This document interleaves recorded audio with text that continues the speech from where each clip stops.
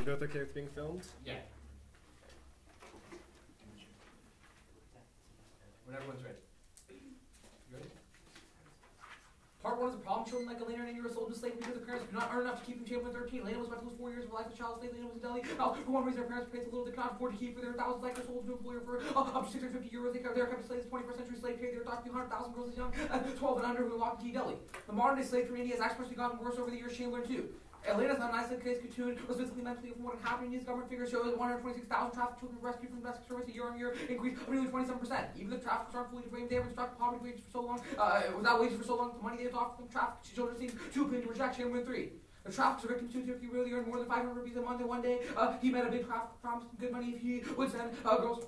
He gets 10,000 rupees per girl. The girls who come back and have been cheated out of wages, many of the traffickers, women, Turkey gets 4,000 rupees for every girl she says she needs the money. And workers spread India deny basic payment or kept shackled, structured waivers, poverty, corporation, know what is happening, but because of profit-mindedness, do literally nothing about it. Chamberlain 4. Every tea plantation pays the same wages. Every leaf is picked by workers who earn a basic 12 pesos an hour. Worker receives 2 pesos in cash for every picking enough tea to fill a box of 80 tea bags. With the genitals are upwards of €2 in the United Kingdom. The companies say they know the wages are low, but their hands are tied by the growers. Part 2 is the solution. India will adopt fluid living wage that guarantees workers in rural areas 7,000 rupees a month, workers in cities 10,000 rupees a month. India will instill the necessary bureaucracy to ensure implementation. Poaches the Solvency Act, only the plan prevents bankruptcy and guarantees a living wage for all workers in India. Poach 14. Setting minimum wages about 7,000 rupees a month in workers in rural areas, 10,000 rupees a month in cities is the easiest way to further this without bankrupting the nation with more leaky anti-poverty schemes enforcing decent minimum wages to help the government cut back some of those existing anti-poverty schemes. These new wages must apply to all of India's 200 million workers. Currently, India's labor laws only apply to 20-25 million. Also, put away your poverty trends. India is not your basically free market labor market with high wages in which jobs will suddenly disappear. And worker demand in India is so high that jobs will remain stagnant. Poach it too.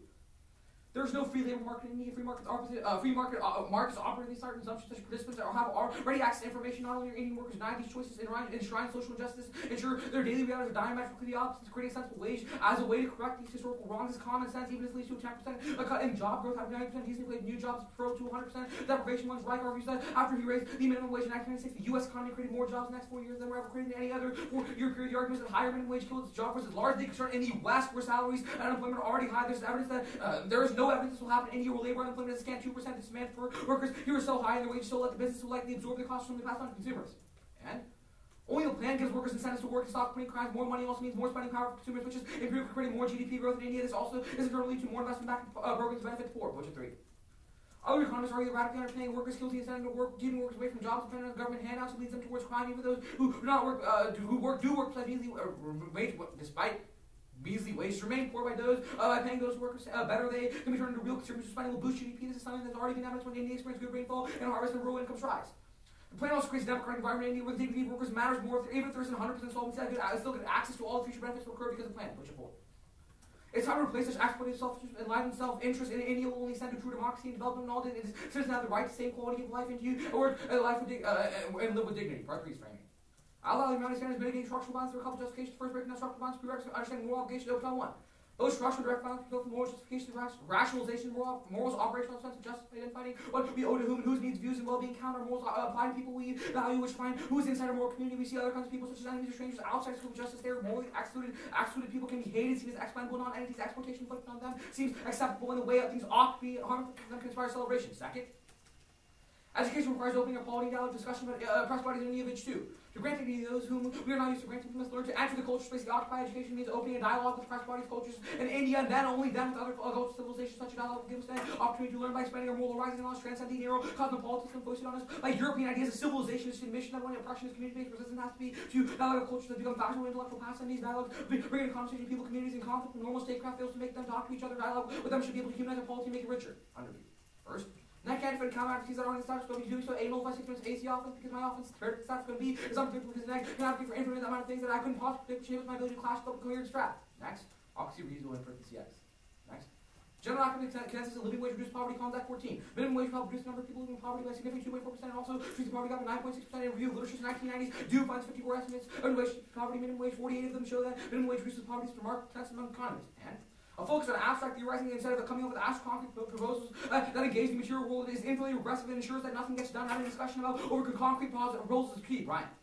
We almost never make concrete proposals for how things ought to be restructured. When we do, skeptics immediately jump in on the with analysis of all the ways in which these contain dirty secrets and are doomed to fail. How are we to do anything? All we have no concrete proposals. What are your proposals? Marx and Lenin had proposals. Do you? Why should anyone ever bother listening to you if you aren't proposing real plans? We need less critique because we know the critiques we know. We probably were intoxicated with critique. This is easy and safe. Everyone knows something is wrong. None of us, however, are proposing alternatives. Instead, we prefer to shout and denounce. Good luck with that. Next. Reformism is effective brings revolution, change, culture. Delgado 9. The critique is imperialistic in that it tells oppressed peoples how they should interpret events affecting them to do this. Whereas funds for heating and housing may postpone the revolution, or it may not in the meantime in order to keep families warm. It smacks of paternalism to assert that possibility of revolution later outweighs the heat. Now incremental changes may bring revolutionary change later. Not all reforms induce complacency. Some whet the appetite for further combat. Also, engaging the state is key. If the act does so, it's one thing that's crucial to by Nixon 2K. By getting into the policy arena, a proactive manner, our demands can become law with real consequences. If the agreement is broken, this work requires interaction with students, service, and bureaucracy, technical language, resistance by decision makers. Policy work is just one tool, but it's a tool we can't afford to ignore. We need to develop capacity to translate our information and experience to affect the public conversation and move beyond fighting problems onto framing solutions that bring us closer to our vision of how things should be and making it so. Also, reasonability on T. Not everyone has definitions that respond. You shouldn't punish me because in the office is clearly possible. Also, T. Never mind. Alright, you ready, Jalaj? Sure. So the Themba-Nixon argument that you read at the bottom, is that a preempt to reading like arguments that criticize assumptions coming out of the 1AC like K's, or is that you have to engage the state. That's it. You have to. So if I can still criticize the methods of the 1AC, but still engage like engage the state. Okay, wait. What exactly do you mean by we have to engage the state? So the Themba-Nixon card is quite clear. The only way we can ever actually formulate real changes in the real world is through public policy that actually affects the public in its entirety, right? We have to endorse things that actually engage the state so we can actually fix problems in the public sphere. The Themba-Nixon card points out. So you have to engage the state in some way or form or the other like the 1AC does. Oh, okay. So it's crucial. That's crucial. That would probably turn critiques that are just like we should just reject things on a mindset level without engaging the state. How would we engage the state? Probably advocate for some sort of change within the state system, some methodology change. Let's talk about the democracy evidence about how Sure. the plan creates a democratic environment. Yeah. What is the warrant behind that? Because it's like a three-sentence sentence. Yeah, I mean, the warrant is really simple. It's that right now everyone's being exploited. If India really wants to do a trend, it just says it's time. No, it just says that it's time to replace such exploitative selfishness with enlightened self-interest. India will only send to true democracy and development when all citizens have the right. What is the warrant that a living wage is going to create and promote? So literally, what the whole article is talking about is stopping exploitative practices. That's not answering my question. question. I want to know what is the unique So, warrant that says when we implement a living wage, this creates democratic change So, and that we have it's about dignity. It's about the government caring about the exploitation of its citizens. Okay, that the doesn't average really answer my question, but that's fine. I mean, let's talk sure. about the plan text. The plan text says that India will adopt a living wage that guarantees workers 7,000 rupees a month in cities and 10,000 rupees a month. Why is there a divide between the distinction between like the rural areas and the urban areas? Coach just points out that this is the only way to ensure that things like that government. Why can't there be one fluid? Why can't can't there be one fluid rate that we give? That way we more equalize it to people who are. So living one, in I advocate for a fluid system with changes. What does fluid mean? So fluid means it changes based on structures or like what the requirements are, right? I'm saying that right now we should adopt this, and we need more. Wait, but doesn't that mean that if we give lower wages to people who are living in like a state of poverty, i.e. urban areas, doesn't that kind of contradict with the structural violence? First off, cities are getting more money. Cities are getting more money than rural areas. Cities get 10,000. Sure, but doesn't the plan create a divide between the rich and the poor in that aspect? No, not at all, because I'm getting more money in places that are more marginalized in the status quo, right? They require more money in the status quo. That's my argument. They need more money because that's what their living wage is. In rural areas, their living wage is 7,000 rupees. That equalizes the playing field. I'm saying they need that much money to live on both sides. I don't understand how I'm creating a distinction. You're not giving a same like set amount. Yes, because they need more money to live in cities. Like if I give them the same amount in cities and rural areas, then one of them is not going to be able to live. Then why can't you give 10,000 rupees to the people in cities and in the urban areas? Because I'm adopting a living wage, not more than the living wage. Just how much they need to live. I contextualize how much they need to live within the POCHA solvency act. All right, that's fine. Starting correct. It would be extra complicated. Cool.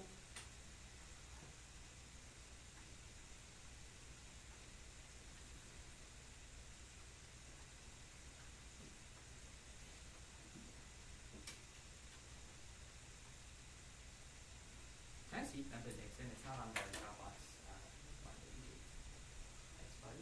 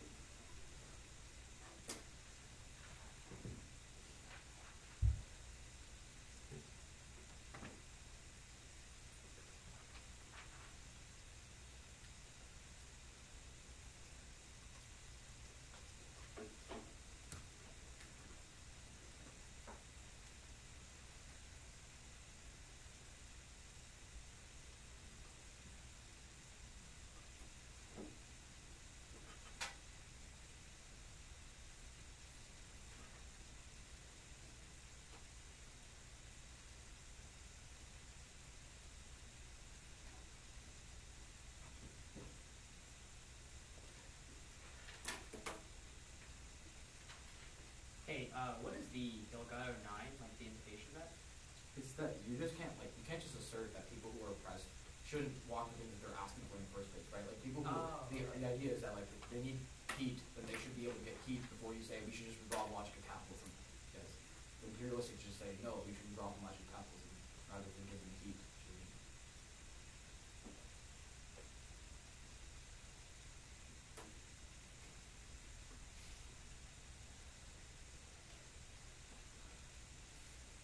Cool. At 1:30, oh yeah, sure. The order is going to be 2 off EC. Not big deal. I'm sorry, I just wasn't listening. Oh, it's just going to be 2 off AC. Okay. Is everyone good? The only reason why corporations stay is because of low wages. This makes the situation even worse. Movements to improve working conditions aren't enough to eliminate neoliberal ideology. Can make people complicit in the capitalist system since they have enough to survive. Our opposition should instead be focused on an abolition of capitalism. Wolf 06. Marx argued against forming anti-capitalism that limited themselves to improving workers' living conditions. Marx would criticize movements such as those for a living wage and Marx's opposition to capitalism rather than focusing on the abolition of a system. The excess value of the surplus belongs to capitalists since they owe the production and sell in the markets and thereby realize the value of surplus and preferred language of capitalism. The surplus values comprise the profits of capitalism and the private property to dispense in their own interest. The act links in because they're using a labor system that creates a structural divide between the poor and the rich. So this is always going to that sort of ideology through the evidence, through the plan text, is always going to perpetuate the capitalist ideology. And capitalism perpetuates a world of inequality that naturalizing suffering subject people to living in poverty and slave-like conditions. Turns the app. McLaren 04. We will all take our stand against the evils of capitalism with solidarity derived from the proliferation of the internationals and the triumph of capitalism into political neoliberalism that naturalizes suffering, undermine collective struggle, obliterate hope and inequality of wealth, gross imbalance of power, obscene concentration of wealth, increasingly divides dehumanizing conditions of economic misery. So this is an implication that means that there's always going to be economic misery within the world of the affirmative because they're using a capitalist system, using a system of wages. There's always going to be some sort of discrepancy between the rich and the poor. This creates a structural divide, and the card continues that 250 million people children are wage slaves. This is another one that directly interacts with child slavery because the attempts to eradicate child slavery is only going to be perpetuated using a neoliberal model. And every existing institution legitimizes capitalism and is deeply rooted in our thinking as a result. Eagleton 11. It is the way that men and women produce their material life, set limits to the kind of cultural, legal, political, social institutions they construct the world, determine and literally means to set limits. Modes of production do not dictate a specific kinds of politics, culture. Capitalism was in the context which can be eliminated. The class that is the ruling material force of society is the same thing that ruling the intellectual force. Think of contemporary capitalism in which the commodity firm left its grubby thumbprints on everything from sports to sexuality. There is a sense in which the case is becoming truer as time passes. The alternative is to create a counter-hegemonic end claim to challenge neoliberal knowledge production. The Zhou debate is capable of giving students a new vocabulary to discuss social political problems, develop the requisite skills to deploy them, and reverse the neoliberal orthodoxy. As an intellectual, particularly as an educator, this is your responsibility. Zhou 05. The moral implication of responsibilities of intellectuals cannot be separated from the consequence of knowledge we produce. The social relations we legitimate the ideologies and identities we differ to the theories to be more forceful to link their overall politics to modes of critiques and collective action that address the presupposition of democratic societies and which play a fundamental role in shaping the material relations of power ideological forces and teaching students how to argue and draw on their own experiences and rigorous dialogues is nothing about why we should engage in these actions in the first place and how cultural argumentation fights oppressive forms of power. Don't let him get up in the next speech and try to extend the Nixon argument because we can still use a policy alternative, but in order to derive a policy we need to have a discussion. The CAP is a prerequisite to the policy discussion because in order for us to fight the neoliberal oppression, we need to have a discussion about which policy is the best. That way, the alternative is uniquely key because it challenges the mindset. But also, intellectual space should challenge capitalism. Its unique obligation as students precludes policymaking and house we have a priori ethical obligation to reject the global violence and global capitalism. Their rationale cannot account for the dream-like chances of billions across the globe. There may be some things that are worse than death, but this I think is that you will never know because capitalism makes its victims anonymous. Dolly 4. Our ethical political responsibilities confront the constitutive violence of anonymization. The millions who are subjugated by throughout the world and gentrification of capitalism, one whose universalism produces depends on disadvantaged violence that excludes vast sections of the world's population. The human cost in terms of great life chances cannot be calculated within the existing economic rationale. Zizek argues for a new form of universalism whose primary ethical derivative is to confront our forms of social existence founded on exclusion.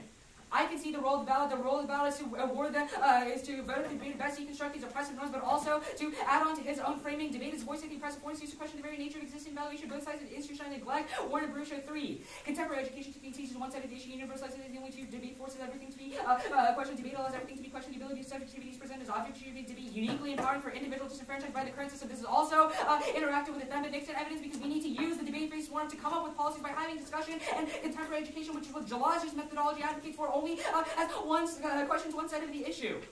But then, next one. The business maps of India explains.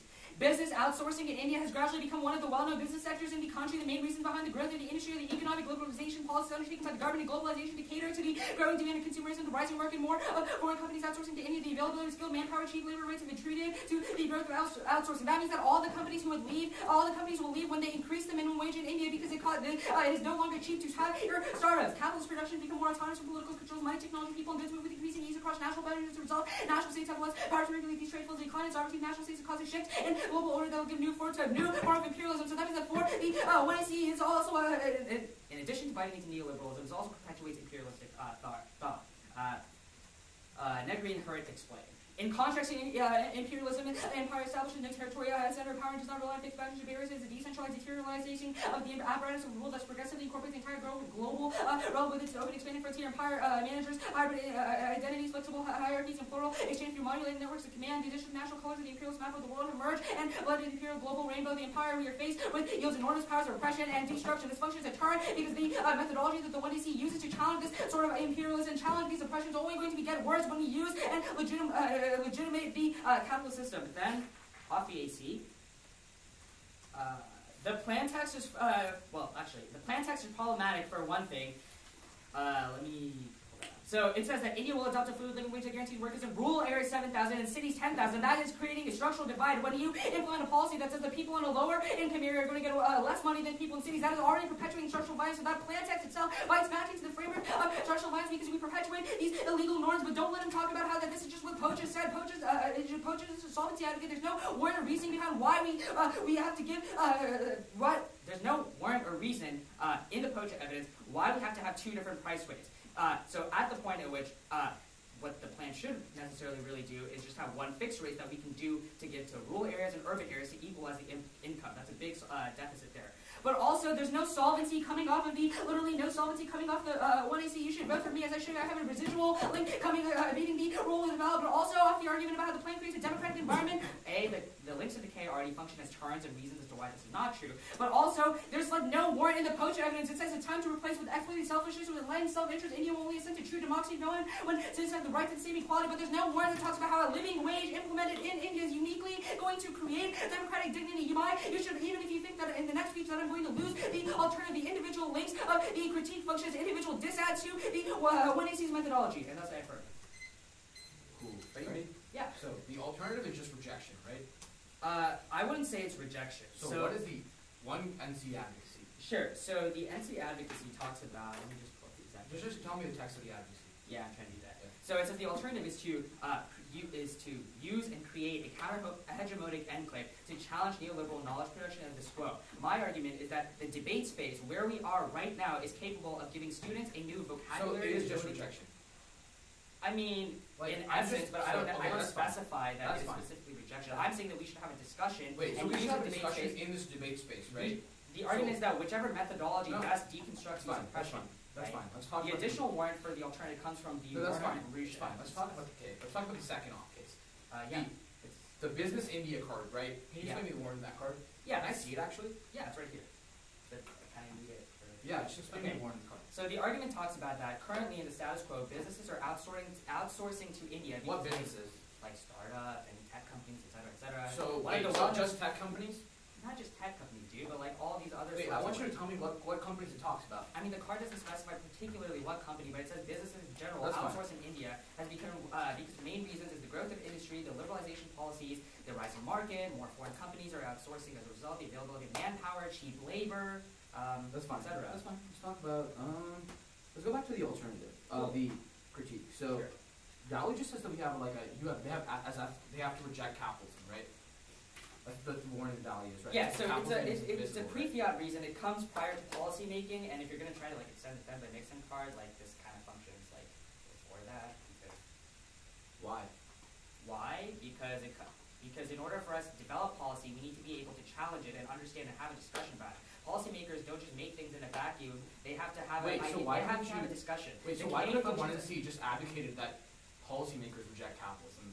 Like a specific policy alternative how we reject capitalism. I mean, that's like a moving target. You can't just change your advocacy in the 1AR. No. I'm not saying that's what I'm going to do. I'm saying why did the NC just do that? Why does the if there's net benefits to engaging in the government or to my argument is that the debate space is capable of giving students like us a new vocabulary to discuss these political issues. As an intellectual, and particularly an educator, the judges have a So what new responsibility. vocabulary does the judge create? No, I'm saying students have new vocabulary and opportunity to discuss these What issues. new vocabulary is there? Well, the additional warrant for that comes from Warren and No, I want to know what the new vocabulary is. Yeah.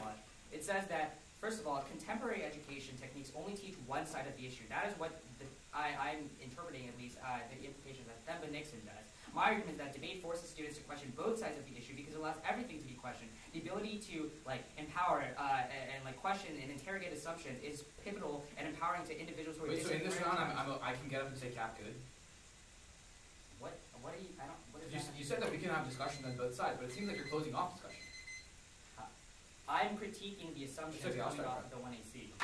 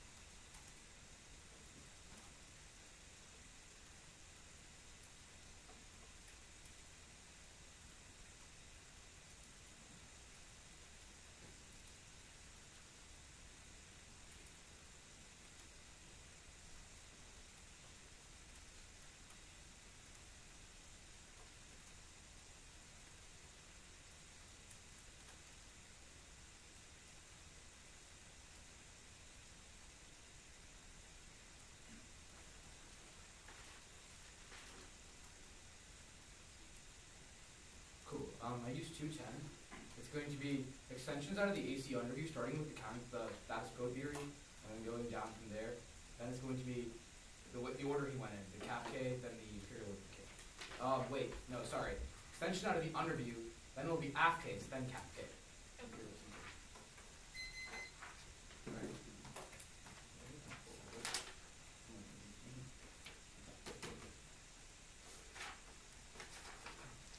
Okay. Is everyone good?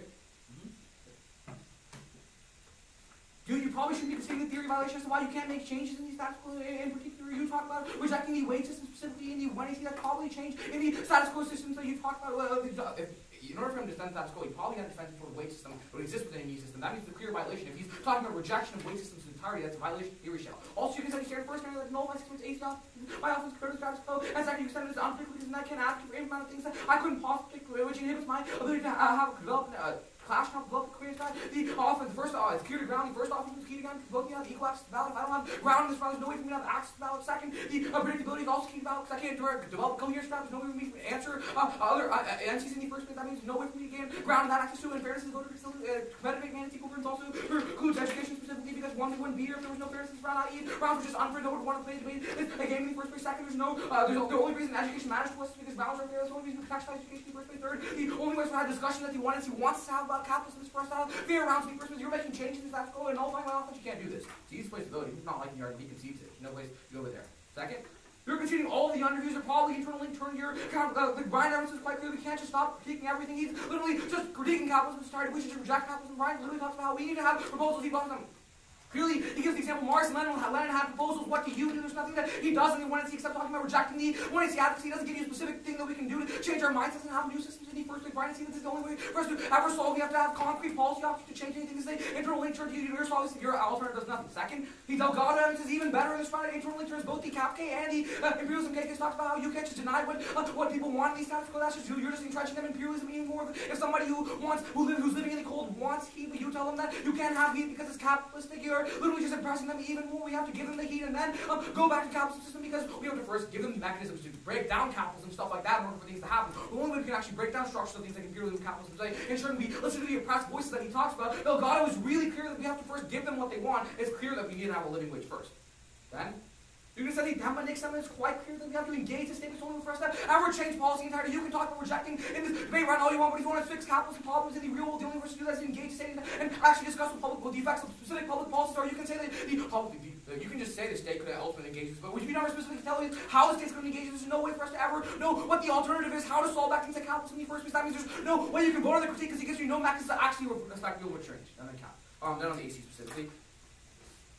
So, child slavery is happening. You can see that it happens specifically, one, because parents don't have enough money to keep the children in traffic for certain incentivized to do it because they have no money. You can extend the plan text that it will be in rural countries and 7,000 rural and 10,000 in cities. He says that this creates structural bias. First, this literally makes no sense. I'm supposed to demand a living wage. If I contextualize the living wage for rural countries is less than a living wage in cities, doesn't suddenly mean that I'm creating structural bias. I'm giving them mechanisms to live. But second, there's no warning as to why giving somebody more money or somebody less money suddenly going to lead to structural bias. He never gives us more, let them give us more in the next speech. Which is clear. If we give them the money they need to keep their own children in the first poach evidence, that's solvency right there. I saw for that. Let's go to the critique. Let's talk on the start of the imperialism critique, actually. First, there's literally no link. Poacher 2 is quite clear that outsourcing would not happen because of how high demand of labor is within the 1NC, and he has such a big manufacturing hub that corporations are always going to want to think specifically about minimum wage system. Second, he only talking about tech companies. I'm specifically talking about tea plantation workers are the ones that are being oppressed. Those are not going to leave in the 1NC. He never contextualizes what companies are going to leave. If teas is what's going to be sold in India, Chamberlain is quite clear, not just going to leave. Third, tech companies don't cause them. It's also he only talks about tech companies in the problem. I don't link it in this critique. It's quite clear that the tea plantation workers that are oppressing them aren't going to suddenly leave. But on the alternative, specifically. First, Perm do both reject the mindset that capitalism is bad and do the 1AC and ideology of altruism solves back the imperative decay because it impacts the mindset. You have not to do the actual policy, not the actual policy of what he's talking about. Second, Turn the alt does literally nothing to lead to harms of capitalism. This task force, the AC is taking proactive measures to help people burden any systems. Also, the alt does literally nothing. He's just saying rejection. I actually do something, so do the act. What was the warrant for that last argument you just made when the timer went out? What argument did I You make? said turn the alt something something. The alt does literally nothing. Oh, okay. Just rejection of capitalism. And did you read a theory show? In the 1AC. Oh, okay, cool. Like it was in the AC. Can I see that? The shell with the Fahrenheit, particularly I used to have to be fairness and stuff, but the shell is here. I like the reason fairness for this. I was writing.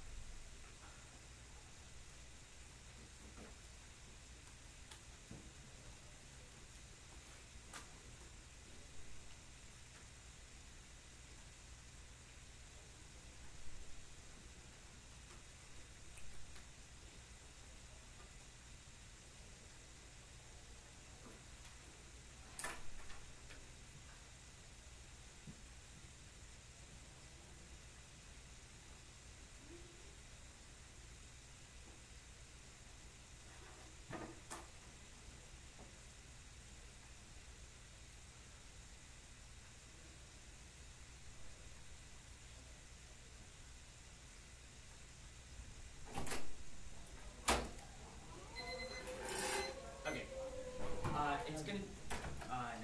Cool. It's gonna be counterintuitive to the shell thing. Then we'll go to the K, AC, and then this side.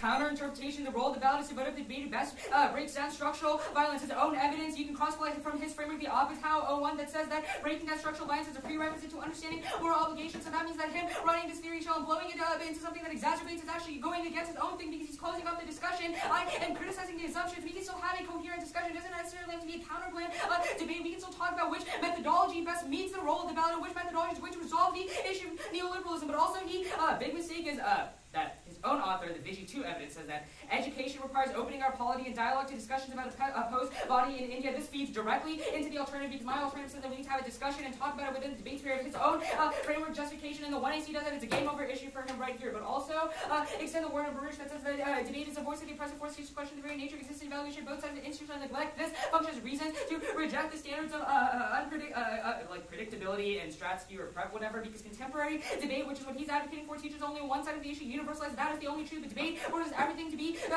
questioned, and debate allows everything to be questioned. The ability to question subjectivity is presented as objective truth, makes it empowering for individual disenfranchised students. Look, we both agree that structural violence is an issue of importance. We both agree that individuals who are disenfranchised need to have a voice. The only methodology that's best going to do that is through the negative advocacy, because I'm not closing off education. The fact that he's running theory is contradicting his own position and his own role about. I'm using the framework justification from his own framework to cross-apply from my own theory argument. But also,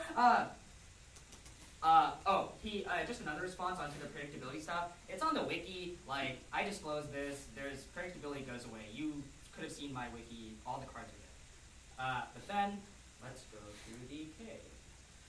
Off the permutation. Sorry. Oh, right.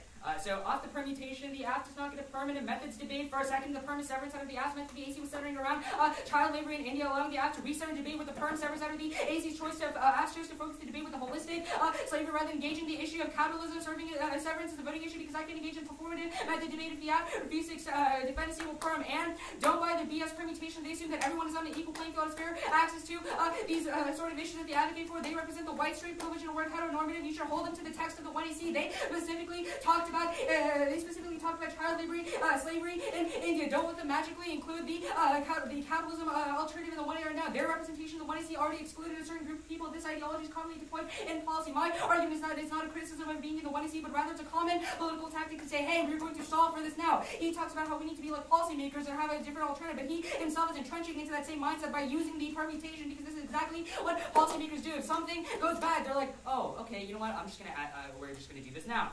Anything that didn't have a starting point of capitalism recreates the status quo. Starting points matter. 1AC chose the wrong starting point, so they recreate the square, which is negative and oppressive. But then off the perm, it's literally impossible to do both, because you can't challenge neoliberal ideology. The only way that he could do both is if he was winning the advantages, but at the point he's not even winning the advantages, the perm doesn't matter. But then let's go to the alternative itself. Extend the alternative that says that in the debate space we should use a counter-hegemonic enclave to challenge neoliberal knowledge production squad. The debate space is uniquely capable of giving students a new vocabulary to discuss social political problems. This develops their skills that deploy them, reverse this neoliberal orthodoxy. At the point I'm the only one that's residually linking into his own role development in the first place. But the second reason I link in through the Werner Baruch evidence, but also he drops the Dali 04 evidence that says that it is a unique obligation of students to challenge capitalism, precludes policy making, comes pre-fiat. This is the first place you can sign your ballot, because we have an a priori ethical obligation to reject the violence of global capitalism. The problem with the 1AC is that none of the advantages actually do that. But then, let's extend the wings.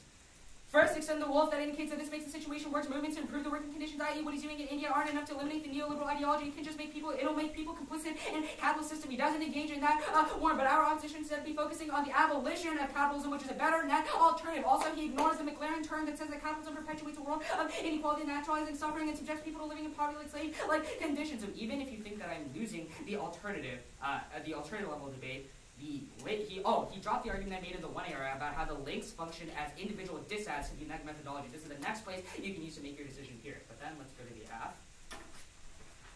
He doesn't do a good job explaining the plan text. He's explaining the argument that I made on the plan text. Look, he says that this is just an issue based on the solvency advocate, but the fact that it's in poorer areas of India, you're getting a lower rate than in hires, mentally to people that is going to create some sort of structural divide. People are going to be like, oh, well, if I live in a village in South India, then obviously I'm going to get less money than if I was living in like Bombay. There's a structural divide. That only perpetuates the inequality and the mindset shift that he himself is talking about. He should restructure the plan so that you have one single wage. That way there's more of an equal access to that. But also, he dropped the argument about there's literally no solvency coming off the 1AC, especially out of all the other arguments, and also off the democracy argument. He doesn't, the card is really blippy. There's literally no warrant.